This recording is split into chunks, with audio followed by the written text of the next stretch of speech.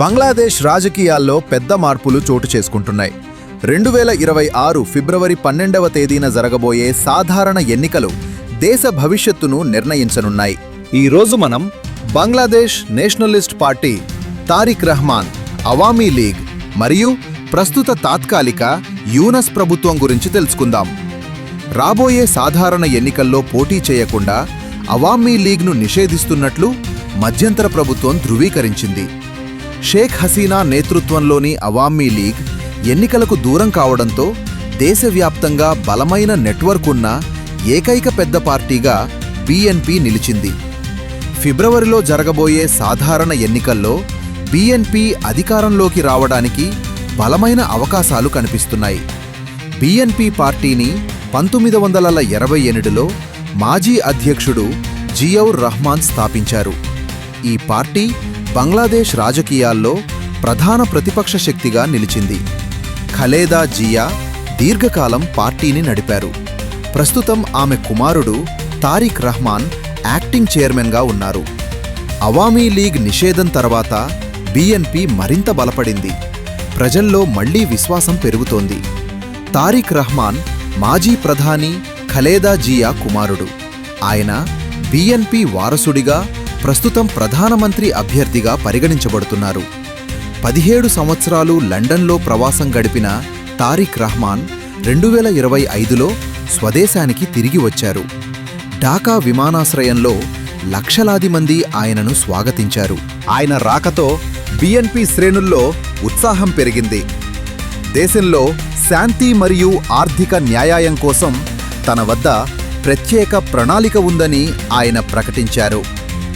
2004 grenade దాడి కేసులో జీవిత ఖైదు శిక్ష విధించబడినా తారిక్ రహమాన్ రాజకీయ ప్రభావం తగ్గలేదు. 2024 ఆగస్టులో షేక్ హసీనా రాజీనామా తర్వాత ముహమ్మద్ యూనస్ తాత్కాలిక ప్రభుత్వ ప్రధాన సలహాదారుగా బాధ్యతలు స్వీకరించారు. ఈ ప్రభుత్వ లక్ష్యం దేశాన్ని కొత్త ఎన్నికలకు తీసుకెళ్లడం. విద్యార్థి ఉద్యమ నాయకులు కూడా ఈ ప్రభుత్వంలో భాగమయ్యారు. అయితే అంతర్గత విభేదాలు మరియు అంతర్జాతీయ ఒత్తిడి ఈ ప్రభుత్వాన్ని సవాలు చేస్తున్నాయి. ప్రజలు ఈ ప్రభుత్వాన్ని తాత్కాలిక పరిష్కారంగా చూస్తున్నారు. ఇదే సమయంలో విద్యార్థి నేత షరీఫ్ ఉస్మాన్ హాదీ హత్యపై తీవ్ర ఆరోపణలు వచ్చాయి. ఆయన సోదరుడు షరీఫ్ ఉమర్ హాదీ యూనస్ ప్రభుత్వంపై సంచలన వ్యాఖ్యలు చేశారు. హత్యను రాబోయే ఎన్నికలను వాయిదా వేయటానికి లేదా అడ్డుకునేందుకు సాకుగా వాడుతున్నారని ఆయన ఆరోపించారు. ఈ ఘటనల మధ్యే హిందూ యువకుడు దీపూ చంద్రదాస్ హత్య, రాజ్బారీ జిల్లాలో అమృత్ మండల్ గుంపు దాడిలో మరణం, మీడియా కార్యాలయాలపై దాడులు మరియు ఢాకాలో బాంబు పేలుడు ఘటనలు దేశాన్ని తీవ్రంగా కలవరపెట్టాయి. ఈ పరిణామాలపై భారత్ తీవ్ర ఆందోళన వ్యక్తం చేసింది. బంగ్లాదేశ్లో స్వేచ్ఛాయుత, పారదర్శక మరియు అందరినీ కలుపుకునే ఎన్నికలు జరగాలని భారత్ కోరుతోంది. మైనారిటీస్పై జరుగుతున్న దాడులను భారత్ తీవ్రంగా ఖండించింది. దీపూ చంద్రదాస్ వంటి హత్యలకు బాధ్యులైన వారిని కఠినంగా పనిష్మెంట్ చేయాలి అని బంగ్లాదేశ్ ప్రభుత్వాన్ని డిమాండ్ చేసింది. భద్రతా కారణాలతో భారత్ వీసా సేవలపై ఆంక్షలు విధించింది. సరిహద్దుల్లో భారత భద్రతా దళాలు హై అలర్ట్లో ఉన్నాయి. మొత్తానికి బంగ్లాదేశ్ రాజకీయాలు ఒక కీలక మలుపులో నిలిచాయి.